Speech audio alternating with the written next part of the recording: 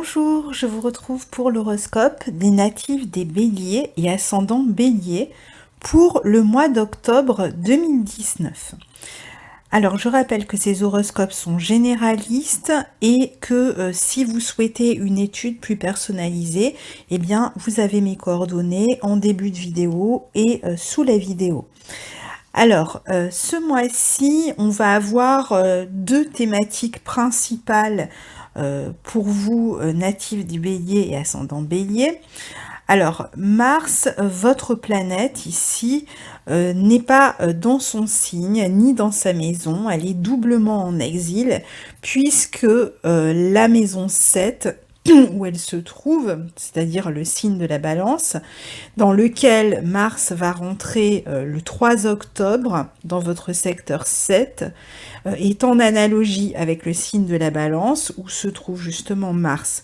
Donc on est comme doublement dans le signe de la Balance, si vous voulez, donc doublement en exil.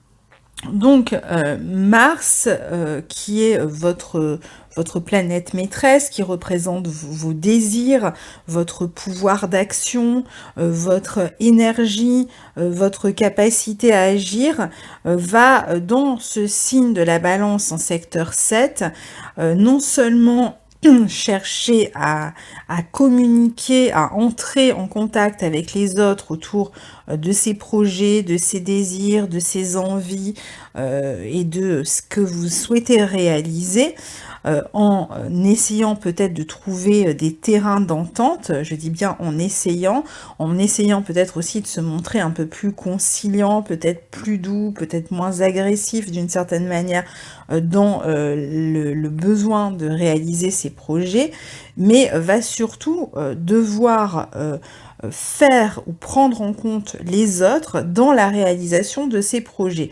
Ça veut dire que là, vous êtes dans une période où les autres vont avoir une influence sur vous ou sur vos projets, ou du moins vous allez devoir les prendre en compte, et inversement, vous allez chercher à avoir une influence sur les autres pour pouvoir réaliser vos projets.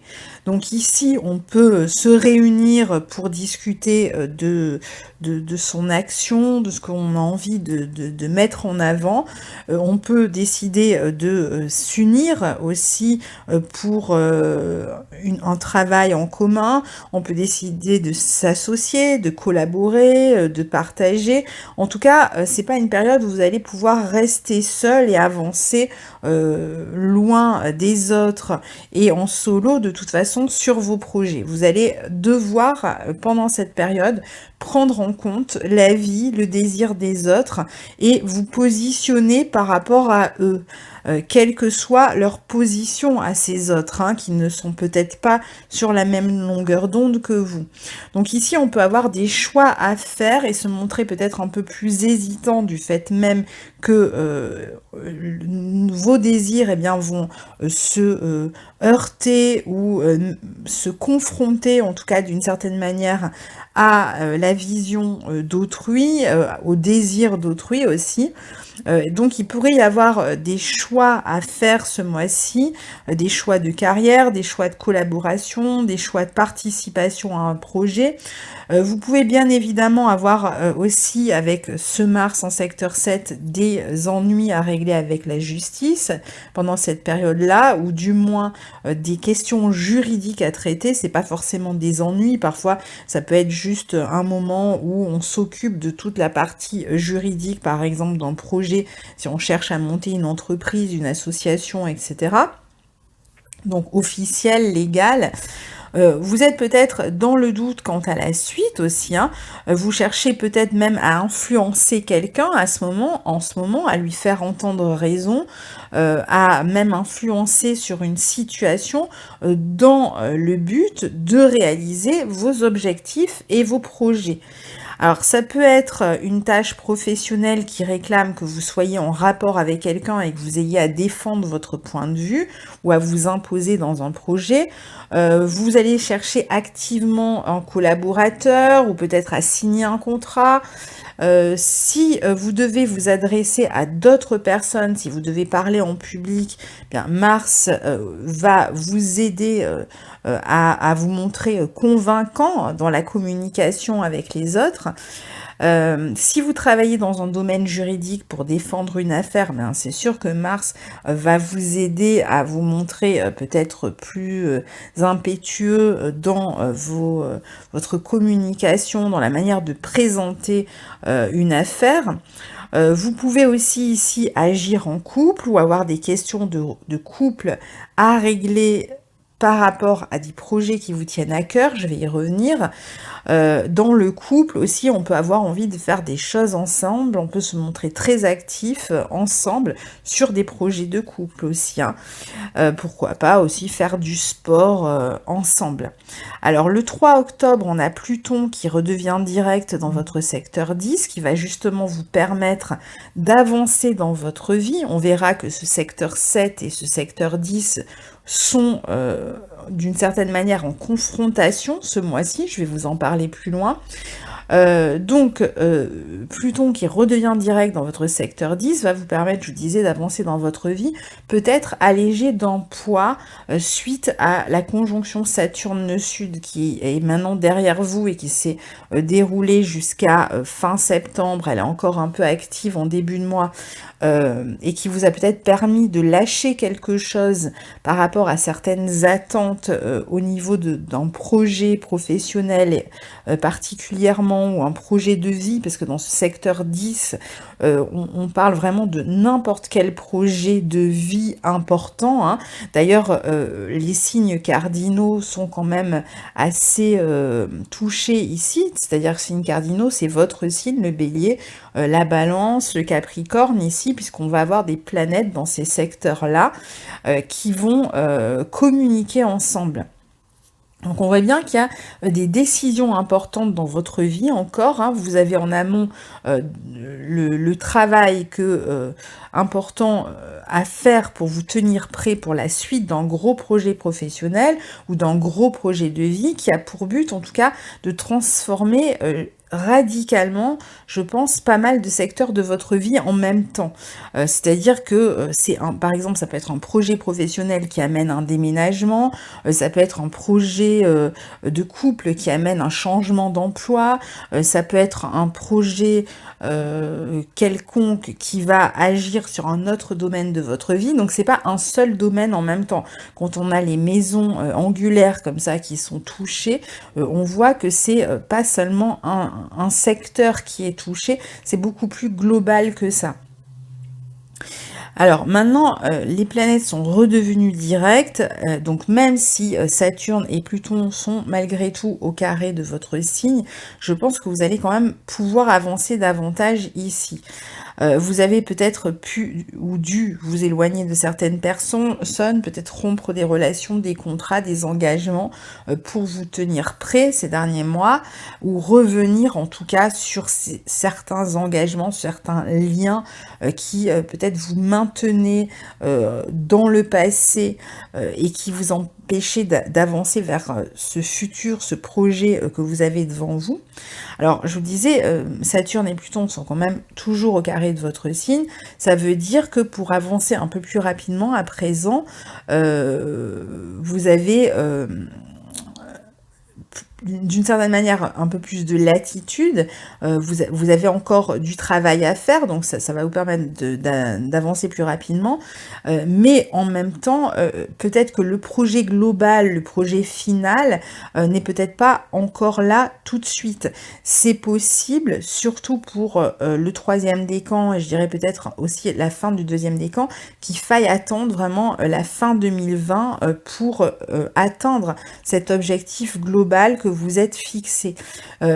D'après moi, tous les décans peuvent être touchés de toute façon par le fait que tout n'est pas prêt, qu'il y a encore énormément à faire pour réaliser ce projet, parce que je pense que c'est un projet vraiment important.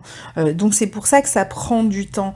Quand Saturne est là au carré d'un signe, c'est vrai qu'on me dit souvent, mais pourquoi vous ne parlez pas des décans? Alors, évidemment, si je devais analyser votre thème natal précisément, je vais regarder précisément les moments où Saturne, par exemple, va former un carré à votre soleil. Et je vais vous donner les dates dans ce sens-là.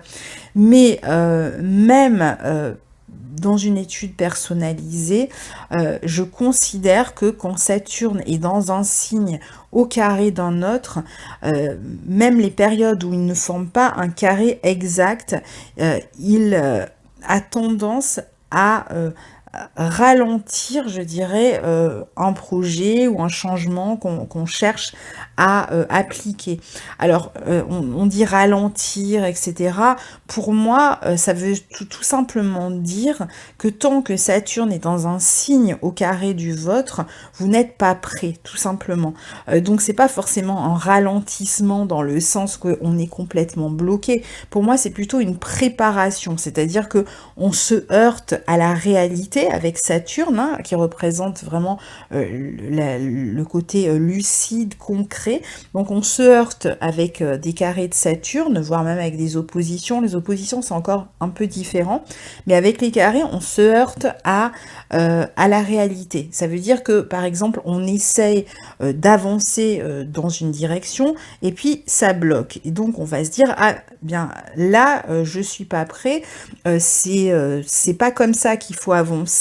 Donc en fait, il faut pas essayer de pousser les murs, ça sert à rien, puisque justement, ça vous dit, c'est pas de cette manière-là qu'il faut avancer. C'est comme si on vous empêchait d'aller justement faire une erreur. Si ça bloque, c'est parce que il y avait une erreur dans votre logique, dans votre stratégie, dans votre manière d'avancer. Donc, il va falloir trouver une autre approche par rapport à un projet ou par rapport à une envie, un désir, etc. Donc, il ne faut pas prendre ces carrés de Saturne comme des empêchements ou comme des espèces de montagnes qu'il faudrait pousser de toutes ses forces à y perdre son énergie.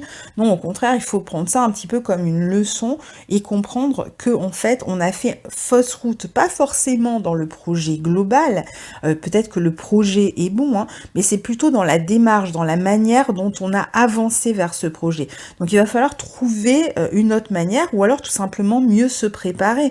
Alors mieux se préparer, pour certains, ça veut dire suivre une formation parce qu'on n'était pas assez expert si on parle d'un projet professionnel dans tel domaine, ou parce qu'on n'avait pas pris bien en compte le budget, les financements, on n'avait pas pris en compte suffisamment le lieu où on allait commencer ce projet ou pas choisi les bonnes personnes avec qui avancer. Enfin voilà, ça peut être toutes sortes d'obstacles que vous rencontrez, mais qui ne sont en réalité pas des obstacles au sens où c'est plutôt, ça vous empêche de tomber dans le ravin. Donc on va pas parler par exemple d'un parapet qui vous empêche de tomber dans le vide. C'est un obstacle, oui, c'est un obstacle au vide, c'est un obstacle à la blessure ou au danger. Mais voilà, donc il faut vraiment comprendre ce carré de Saturne de cette manière-là. Donc pour moi, le projet global qui m'a l'air assez important, hein, vous avez quand même Saturne et Pluton dans votre secteur 10, il y a Jupiter qui arrive, donc on ne parle pas ici d'un petit projet. Eh bien ce projet global, d'après moi, sera vraiment viable sur la fin de l'année. Alors, le 7 octobre, la fin de l'année 2020. Alors, le 7 octobre, on a Mercure qui entre en Scorpion dans votre secteur 8, où il restera jusqu'au 8 décembre, vous invitant justement à creuser certains aspects de vos projets. Pourquoi il reste jusqu'au 8 décembre? Parce qu'il va rétrograder le 31 octobre, et donc tout le mois de novembre, il va rester dans ce signe du Scorpion, en marche arrière si vous voulez, puis redevenir direct et réavancer, retraverser le Scorpion jusqu'au 8 décembre. Donc il est là pour un certain temps. Ça veut dire que pendant cette période, vous allez pouvoir creuser certains aspects de vos projets, notamment concernant la partie financement de vos projets. Donc, vous allez vous occuper de l'argent, par exemple, que vous investissez en commun avec d'autres personnes dans un projet, ou vous allez faire en sorte de régler toutes les questions pratiques, à la fois pratiques et matérielles du projet. Alors, quand je dis matériel, c'est pas seulement l'argent, ça peut être, je sais pas, le bureau, on cherche dans quel bureau on va travailler, on cherche dans quel pays peut-être on va travailler, on va chercher de quel matériel on a besoin, de quel... voilà, on va s'occuper en fait de tout ce qui est matériel et qui va permettre d'apporter du concret et du sens pratique dans ce projet pour le mettre en œuvre justement. On va poser aussi les questions, la maison 8, c'est aussi la maison des énergies que l'on a en commun avec l'autre. Donc on peut se poser aussi la question de manière très pratique, si on a un projet avec une autre personne, que ce soit dans le couple, ou que ce soit dans un partenariat, une association, qui fait quoi, qui s'occupe de ça, qui s'occupe de cette partie, dans la préparation du projet et même dans le projet final. Comment on œuvre ensemble, comment on couple nos énergies. Donc en fait, on s'occupe ici particulièrement de tout ce qui est en commun avec l'autre autour de ce projet, quand je dis en commun avec l'autre, ça veut dire aussi, éventuellement, de ce que l'on n'a plus en commun avec l'autre dans ce projet. C'est-à-dire que pour certains, on va s'occuper vraiment par exemple, dans un couple ou dans une association, une collaboration, etc., de tout ce que je vous ai dit là à l'instant. Et puis pour d'autres, ça va être, ah bien, moi, j'avance vers mon projet et je ne peux plus avancer avec toi. Donc, on va s'occuper de séparer, d'éloigner, de se séparer énergétiquement et financièrement d'un partenaire, alors ça peut être partenaire de vie ou d'un associé, d'un collaborateur, etc., peut-être même d'un contrat, de se séparer de ça pour pouvoir avancer dans son projet. Donc ça peut être aussi bien en s'associant, qu'on va travailler sur ce qu'on met en commun, qu'en se séparant, et on va là aussi s'occuper du matériel, du coup qui garde quoi, qui récupère quoi, etc.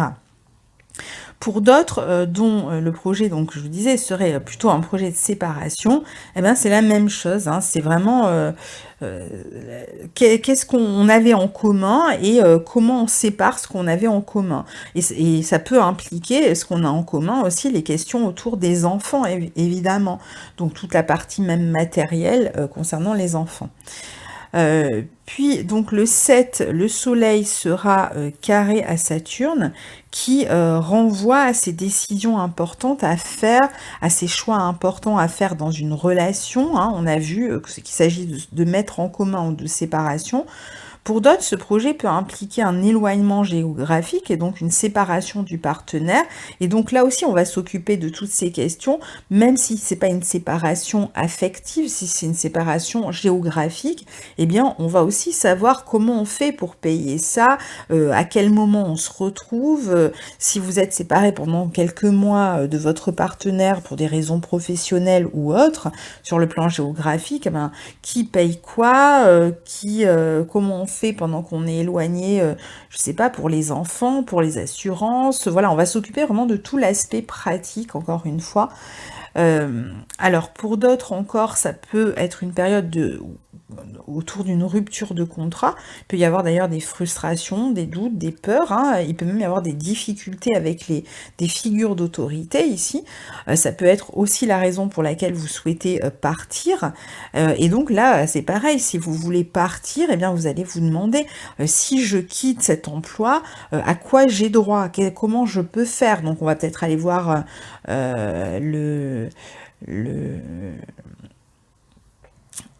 le DRH, on va aller lui demander comment ça se passe, est-ce que j'ai droit à des indemnités, est-ce que je peux avoir une rupture conventionnelle, enfin voilà, on va se poser toutes ces questions-là. Vous pouvez avoir la désagréable sensation ce mois-ci, surtout dans cette première quinzaine, mais c'est valable quand même tout le mois, que certains cherchent à vous mettre des bâtons dans les roues, ce qui pourrait entraîner des conflits dans une relation, d'où Mars aussi en secteur 7. On voit que la communication autour des questions matérielles est tout de même tendue ici, hein. Globalement, tout ce qui vous engage avec les autres, avec un degré d'intimité plus ou moins important, est plutôt en tension avec votre but de vie. Donc c'est un petit peu comme si y a un but, un souhait, quelque chose que vous voulez réaliser, ou vous voulez maintenir, ou vous voulez construire, et puis il y a les personnes avec lesquelles vous êtes en relation que vous ressentez un petit peu comme des freins, ou comme des personnes qui cherchent à vous casser dans votre élan. Donc, ici, vos souhaits, votre vie sociale, vos ambitions, eh bien, peuvent être de temps en temps remises en question par d'autres personnes. Ce qui va être difficile ici, c'est soit de trouver des personnes qui vous suivent, soit de vous mettre d'accord avec les partenaires de travail sur la voie à prendre. Ça peut être aussi dans le couple, ça peut être difficile d'harmoniser ces points de vue. Vous pourriez avoir la sensation de ne plus avoir les mêmes objectifs et vous perdre un peu, hein, vous éloigner un peu. En fait, la difficulté à harmoniser vos buts avec ceux des autres peut tout à fait, ce mois-ci, vous amener à faire des choix, va même certainement vous amener à faire des choix, comme si vous vous retrouviez à une période charnière de votre parcours. Savoir quoi garder, quoi laisser derrière soi, qui garder et qui laisser derrière soi, avec qui avancer et avec qui s'arrêter. À l'inverse, vous pouvez aussi avoir des intentions avec quelqu'un, avec un partenaire de vie, par exemple, ou même avec un associé, qui va vous amener à faire des gros changements dans votre vie professionnelle. Par exemple, vous devez rejoindre un partenaire qui vit au loin, vous avez une relation affective, par exemple, avec quelqu'un qui vit loin de chez vous, et vous décidez de vous mettre en couple avec cette personne, et donc ça va entraîner, par exemple, un changement de contrat. Vous allez devoir rompre un contrat pour pouvoir rejoindre cette personne. Ça peut être dans ce sens. Ou vous voulez vous associer avec quelqu'un et vous allez donc devoir quitter votre emploi actuel parce que vous avez un autre projet à côté. À savoir que même si tous ces transits prennent place pour la plupart dans cette première quinzaine, on aura aussi d'ailleurs la pleine lune dans votre secteur, je vais en parler dans un instant.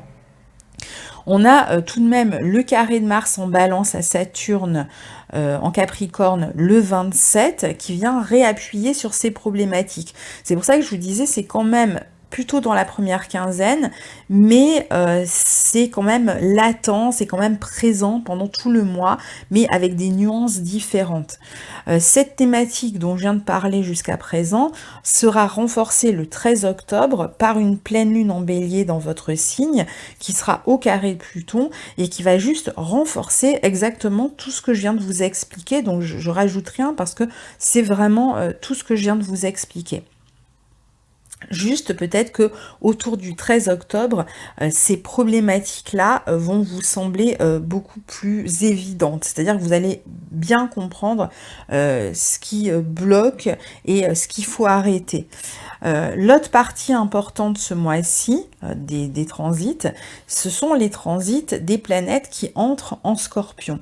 Alors, pourquoi? Parce qu'elles vont former, quand elles vont rentrer en Scorpion, une opposition à Uranus dans votre secteur 2 en Taureau. Donc, on a Mercure qui rentre dans votre secteur 8 en Scorpion le 7 octobre. Non, le 3, pardon, je vous l'ai dit tout à l'heure, mais qui forme une opposition à Uranus le 7 octobre. Le 12 octobre, on va avoir Vénus qui était rentrée le 8, qui va former elle aussi une opposition à Uranus en 2 taureaux. À savoir qu'à la fin du mois, on va avoir une nouvelle lune en Scorpion qui va former elle aussi une opposition à Uranus. Donc là encore, on est plutôt sur entre le 7 et le 15, enfin le 7 et le 12 exactement, pour ces oppositions de Mercure puis de Vénus à Uranus. Mais la problématique que je vais vous expliquer s'étend quand même jusqu'à la fin du mois, puisqu'on a une nouvelle lune dans ce signe du Scorpion opposé à Uranus en fin de mois. Donc, aux questions que je viens d'évoquer avec les autres transits, un autre point important ce mois-ci qui finalement vous gardera en éveil sur ces questions tout le mois jusqu'à la nouvelle lune, c'est la question de l'argent, comme je vous disais, et de l'énergie que vous avez ou que vous mettez en commun avec les autres. Qu'il s'agisse de se réunir et de parler investissement, de former un couple et de s'occuper des questions matérielles que vous allez partager ensemble, de vous éloigner géographiquement et de savoir comment on va gérer ces questions matérielles, qu'il s'agisse de séparation, de divorce et ou de séparation d'un associé et de s'occuper là aussi des questions matérielles, ou qu'il s'agisse de quitter un emploi et de s'occuper de comment on le quitte et des indemnités que vous pourriez recevoir, des questions de chômage ou même de tout à fait pratique de comment on rompt son contrat sans être pénalisé par exemple. Toutes ces questions-là vont se poser de manière importante dans ces oppositions que vont former Mercure et Vénus à Uranus. On peut même aussi s'occuper de dettes, de crédits à rembourser, d'emprunts à faire. On peut s'occuper des revenus du partenaire, on peut chercher des partenaires financiers, etc.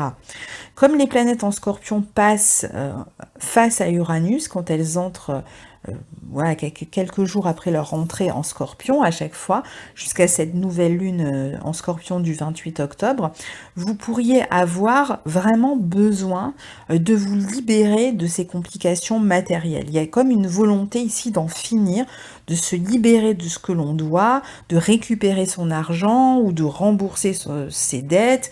Il y a vraiment l'envie d'en découdre ici avec ces questions matérielles. On est peut-être même pressé sur ce point d'être vite indépendant pour pouvoir justement démarrer un nouveau projet. Ce qui oblige aussi pour certains peut-être à emprunter. Pour d'autres, on met de l'argent peut-être pendant cette période dans la communication aussi, on investit de l'argent dans la communication autour d'un projet, d'un site internet. Du coup, ça pose aussi beaucoup la question de la dépendance financière aux autres, et je pense que c'est surtout de cela dont vous aurez envie de vous libérer, c'est de tout ce qui vous retient matériellement dans le passé et en arrière. Donc ça va être soit en termes financiers, donc chercher à ne plus dépendre de quiconque sur le plan financier, en tout cas le moins possible, et du coup aussi chercher des solutions pour arriver à cette indépendance. Soit ça va se poser en termes énergétiques, ne plus s'encombrer des personnes qui dégagent une forme de lourdeur, de pessimisme, qui par leurs remarques, leurs critiques incessantes empêchent vos projets de décoller, vous plombent, vous attirent vers le bas, vous maintiennent finalement dans un statu quo, et donc avec cette envie du coup là aussi d'en découdre et de devenir indépendant, de vous éloigner de ces personnes, de rompre avec ces personnes. Même, ça peut même se passer à un niveau intime pour certains. Évidemment, ici, pour atteindre cette indépendance, ça peut passer par de grosses frictions, de grosses tensions avec ces oppositions à Uranus. On peut aussi avoir le sentiment ici qu'il faut prendre un risque financier. On peut ressentir sa situation matérielle comme très instable. À savoir que pour certains, si vous le vivez à un niveau plus énergétique que matériel, il pourrait y avoir aussi une problématique autour d'un amant ou d'une maîtresse dont on se sent un peu comme dépendant, qui nous fascine, qui nous obsède, ou c'est le contraire, c'est la personne qui est notre amant ou notre maîtresse qui ont tendance à se montrer dépendants de vous, et ça pourrait vous peser, puisque si on parle de maîtresse et d'amant, ça veut dire que vous êtes en couple aussi, donc ça pourrait peser finalement sur votre couple, et vous pourriez là aussi chercher à vous éloigner, à rompre cette relation. Dans la deuxième quinzaine, les planètes en Scorpion, Vénus et Mercure, vont former des aspects de sextile à Saturne et à Pluton dans votre secteur 10 et de tricône à Neptune dans votre secteur 12. Donc je pense que dans la deuxième quinzaine du mois, globalement, hein, encore une fois, parce que comme je vous l'ai dit, vraiment, ces énergies, elles sont là tout le mois malgré tout. Hein, donc découper le mois en deux quinzaines, c'est peut-être moins judicieux que je peux le faire parfois, parce que c'est vrai qu'ici, on a quand même des énergies récurrentes qui reviennent, ne serait-ce que parce que Mercure va rétrograder en fin de mois dans ce signe du Scorpion, donc on voit bien qu'on s'attarde un petit peu sur ces problématiques ce mois-ci. Hein. Donc, en tout cas, la deuxième quinzaine avec les planètes et les transits dont je viens de vous parler, je pense que vous serez plutôt en train de chercher justement ces solutions concrètes à ces problématiques, avec plus de maturité. Donc ça peut impliquer des discussions sérieuses et plus posées. Vous allez vous montrer aussi beaucoup plus réaliste pour traiter toutes ces questions, déjà en vous positionnant vous plus fermement dans vos choix, en purgeant, comme je disais, ce qui vous empêche d'avancer et de vous réaliser, qu'il s'agisse de dépendance matérielle, énergétique, affective, etc. Et surtout, vous allez avoir un objectif plus clair, c'est-à-dire que vous saurez mieux, suite à cette pleine lune dans votre signe du 13 octobre, certainement que vous saurez mieux ce que vous devez faire. Ça va être plus clair pour vous. Donc ça va aussi vous aider à faire les bons choix. Ça va beaucoup se jouer autour de démarches, de discussions que vous allez entreprendre. Vous allez vous montrer peut-être plus convaincant, plus convaincu déjà. Vous montrer aussi peut-être plus stratège. Et vous allez aussi faire des recherches dans votre coin pour savoir comment acquérir cette indépendance, parce que finalement, l'idée ici, c'est quand même au bout du compte de pouvoir vous retrouver indépendant, puisque le mois se termine avec la nouvelle lune en Scorpion opposée à Uranus. Alors indépendant, ça peut être indépendant d'un travail pour aller s'installer avec quelqu'un d'autre, indépendant d'une activité de salarié pour pouvoir démarrer une activité indépendante, indépendant d'une maîtresse ou d'un amant pour continuer sa vie de couple, ou indépendant dans sa vie de couple, de son partenaire de couple, pour aller démarrer une nouvelle vie avec une maîtresse ou un amant aussi. Hein. Indépendant encore de toutes sortes de situations. Je ne vais pas toutes les reciter à chaque fois, puisque j'en ai déjà évoqué quelques-unes depuis le début. Donc ça veut dire peut-être aussi trouver des conseillers qui pourront vous aider en fonction des problématiques que vous rencontrez. Indépendant de vos dettes aussi, hein, rembourser ce que vous deviez. Indépendant financièrement, ça c'est vraiment peut-être ce qui est le plus important aussi. Donc ça veut dire aussi peut-être trouver des investisseurs, peut-être qu'on s'appuyait par exemple sur son partenaire, ou on s'appuyait, son partenaire de vie, je veux dire, ou on s'appuyait peut-être sur des gens de la famille qui vous aidaient jusqu'à présent. Hein, tout dépend de l'âge que vous avez ou même votre situation. Peut-être que jusqu'à présent, vous étiez dépendant financièrement de personnes qui finalement vous faisaient peser cette dépendance en retour. Et là, vous vous dites, bon, ben, il y en a marre d'être dépendant, par exemple, de ma mère qui m'aide tout le temps matériellement. Eh bien, je vais faire une demande de crédit, ou je vais chercher un emploi, ou avoir un deuxième emploi, ou faire des heures sup pour ne plus avoir à demander d'aide, ou je vais faire telle démarche pour pouvoir recevoir telle aide de l'État, ou si c'est quelqu'un qui vous aidait autour de vous, dans votre famille, dans vos projets financièrement, et que cette personne vous fait peser là aussi, encore une fois, l'aide qu'elle vous apporte, vous allez dire, bon, maintenant, je vais essayer de trouver des investisseurs pour mon projet, ça sera plus simple pour moi. Donc, vous voyez, il y a toutes sortes de questions, de problématiques, évidemment, ça dépend de votre thème à chacun, mais on a compris l'idée ici. Donc, les personnes que vous pourriez contacter, ça peut être des thérapeutes, des banquiers, des avocats, toutes sortes de personnes qui peuvent éventuellement venir, ça peut être une assistante sociale, enfin toute personne qui pourrait venir aider dans la situation. Notamment, vous aurez plus de chances de recevoir des bons conseils autour du 13. Alors le 13, je crois que c'est un dimanche, mais disons autour du 13, ça peut être le 14, le lendemain, le lundi. puisqu'on a le soleil qui, le 13, est au trigone de Jupiter. Donc les premiers changements s'amorcent, de manière concrète quand même dans la deuxième quinzaine. C'est-à-dire que, quand je parle de changements ici, c'est des changements qui vous permettent d'aller vers plus d'indépendance. C'est pas les premiers changements qui vous permettent de réaliser ce grand projet dont on parle depuis tout à l'heure.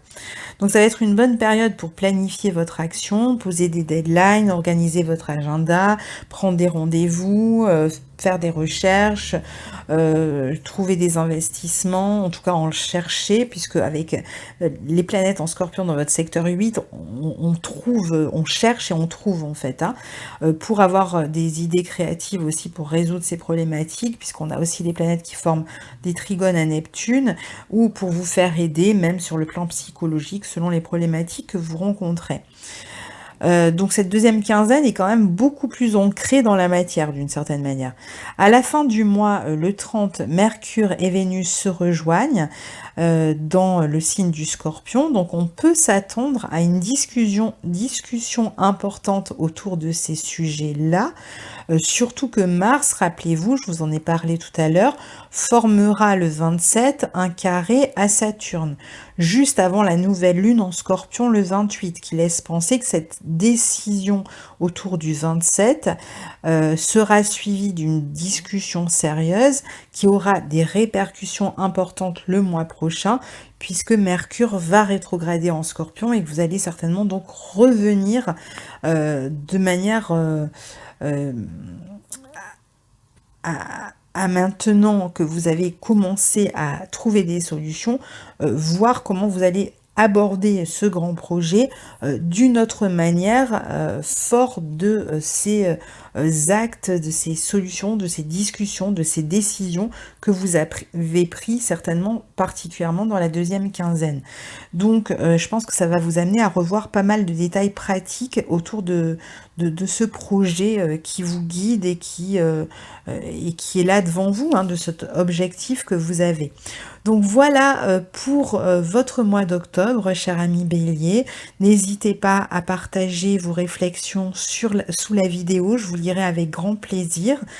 Et je vous retrouve le mois prochain pour les horoscopes de novembre. Au revoir.